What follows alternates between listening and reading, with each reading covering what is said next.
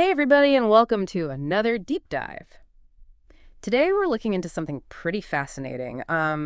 It's called the direct method for language learning. We've got some excerpts from pasted text here. And, well, I think you're going to be really surprised by what we find out.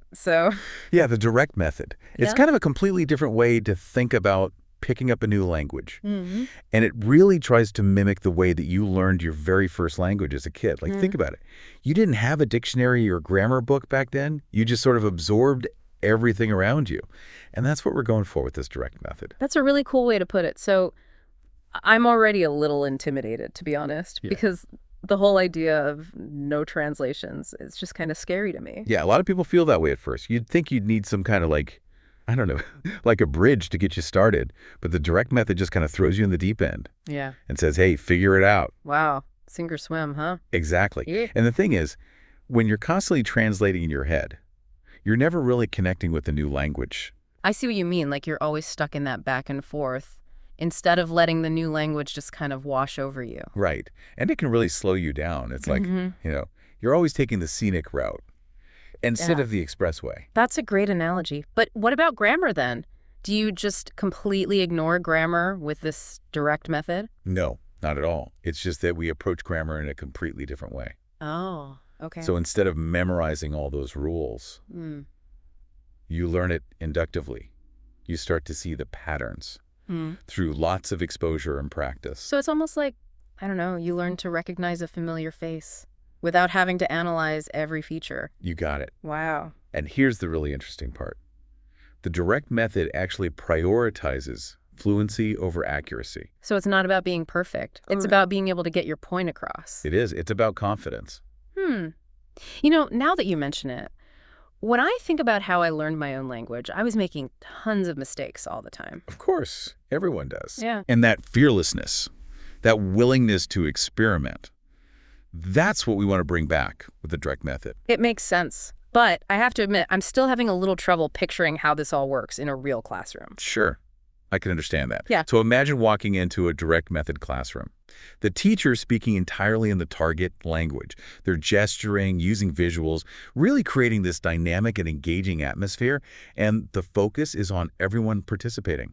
Students are constantly interacting with each other and with the teacher. So there's no just sitting there passively listening. No way.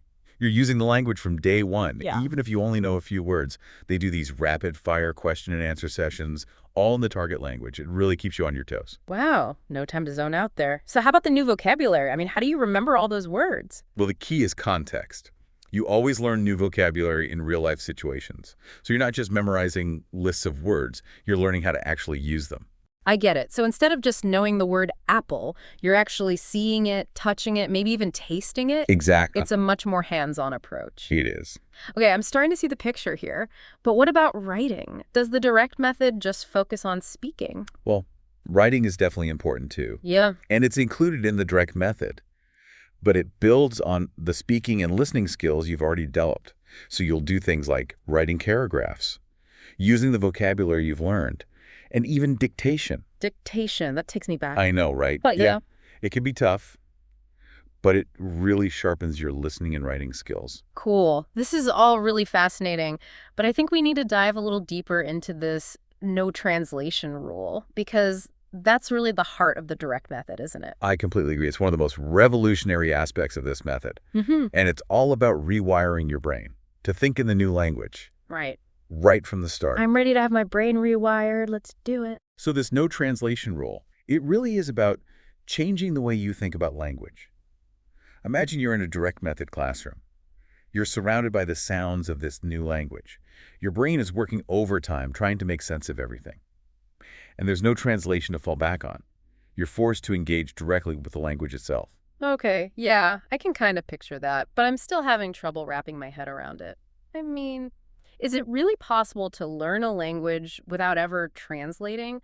Don't you at least need a little bit of translation just to get started? Well, the direct method actually argues that translation can actually hurt you. It can slow you down and prevent you from really connecting with the language. So you're saying that translation is like a crutch? Exactly. It's like you're always taking a detour instead of taking the direct route. The direct route, I get it. Right. And think about it. This is how little kids learn their first language. They don't have a dictionary in their heads. They just absorb the language naturally. That's true. They just pick it up. And that's what the direct method is trying to recreate. Okay, I see. So how does this actually work in the classroom? I mean, if you can't translate, how do you even understand what the teacher is saying? That's where the teacher skill really comes in. They have to be really creative, using gestures, visuals, maybe even acting things out to get their meaning across. So it's almost like a performance. It is. And it's not just the teacher. The whole classroom becomes a language-rich environment with posters and labels and games. Everything is designed to immerse you in the language. Wow, it sounds pretty intense. So what about the students? What's their role in all this? Yeah, students are active participants. They're constantly talking, asking and answering questions, using the language to interact with each other and the teacher. So it's not just about sitting there and listening. Nope. It's all about using the language from day one. That's how you build fluency. That makes sense. Yeah. But I'm curious, does the direct method use any traditional language learning tools, like textbooks or grammar exercises? Well, it doesn't completely reject those tools, Hmm. but it uses them differently. So a textbook might be used for extra material, but the main focus is on real-life communication. Okay, so it's more about experiencing the language Exactly. and less about memorizing rules. Right. You learn grammar naturally through exposure and practice. Like learning to swim by jumping in the pool. Uh-huh. Yeah. Something like that. But what about those more complex grammar concepts? Are there ever times when you need a little more explanation? Sure. There might be some things that are hard to learn without some explicit instruction. Because it's about finding a balance. I think so. Between intuition and direct teaching. That makes sense. It all depends on the situation. Okay, so far we've been talking a lot about the theory behind the direct method. But I'm curious, can you give us some examples of what this actually looks like in the classroom? Absolutely. So one of the most common techniques is using realia. Realia, what's that? It means using real-life objects. So instead of just talking about an apple, the teacher might bring in a real apple so the students can see it, touch it, even taste it. It's about connecting the word with the actual object. Exactly. What other techniques do they use? They use a lot of visual aids, like pictures and flashcards and maps, things like that. It makes it more visual. Right. And they also use a lot of gestures and miming. Ah, so like acting things out. Exactly. It's like a game of charades. Kinda. And, of course, role-playing is a big part of the direct method. Oh, yeah. Role-playing. So students get to act out real-life scenarios using the target language. Sounds like fun. It is. Yeah. And it helps them become more fluent and more confident. Yeah, I can see that. But it's not just about the language itself, right? You're right. It's also about understanding the culture. I was just thinking that. So the role-playing activities, they often involve situations that are relevant to the target culture. So you're learning about the customs and the values. Exactly. It's a much more immersive experience. Okay, so we've talked a lot about the no translation rule and some of the techniques used in the classroom, but I think we need to talk more about the focus on oral communication. Why is that so important in the direct method? Well, the direct method sees language as a tool for communication, and speaking is the most natural way to communicate. So it's about being able to use the language in real life. Exactly. Being able to order food in a restaurant. Yeah. Or ask for directions. Or have a conversation with a native speaker. I like it. But how do they evaluate your progress if you're not using textbooks and written tests? Well, evaluation in the direct method, it's mostly based on your speaking ability. So no big scary exams. No. You might have to have a conversation with the teacher. Or give a presentation. Or even participate in a role play. It's all about showing that you can actually use the language. It is. This is really interesting. But can we go back to the idea of inductive grammar learning for a minute? I'm still not entirely sure I understand what that means. Sure. So inductive grammar learning, it's all about letting the students discover the grammar rules on their own. Through experience. Exactly. Yeah. Instead of just giving them a list of rules to memorize. So you're sort of guiding them. You are. You're leading them to the answers. But they're figuring it out themselves. That's the idea. Can you give me an example? Sure. Let's say the teacher wants to introduce verb conjugations. They might ask each student to describe what they're doing at that moment. So one student might say, I am sitting, and another might say, I am listening. Oh, I get it. They're hearing the correct conjugation. Right. And they're starting to internalize the rules. Exactly. Great. Without even realizing they're learning grammar. It's brilliant. It's a lot more engaging than just memorizing rules. This has been really eye-opening. I'm starting to see how powerful the direct method can be. I agree. It's a really innovative approach to language learning. It challenges a lot of the traditional ideas, It does. but it seems like it can be really effective. I think so. Especially if you want to develop fluency and confidence. I'm so glad we had this conversation. Me too. I've learned a lot. Me too. Okay, so we've talked about all the cool stuff about the direct method. Yeah, all the benefits. Right, but we have to admit that no method is perfect. There are got to be some challenges with the direct method too, right? Of course. Every approach has its pros and cons. So let's talk about those cons. What are some of the potential downsides of the direct method?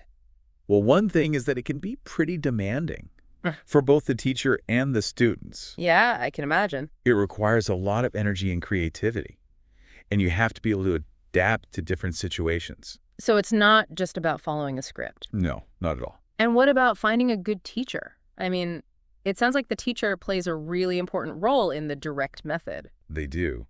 Hmm. And finding a teacher who's really skilled in this method can be tough. Yeah, that makes sense. It's a very specialized approach. It is. So let's say you do find a great teacher. Are there any other potential problems?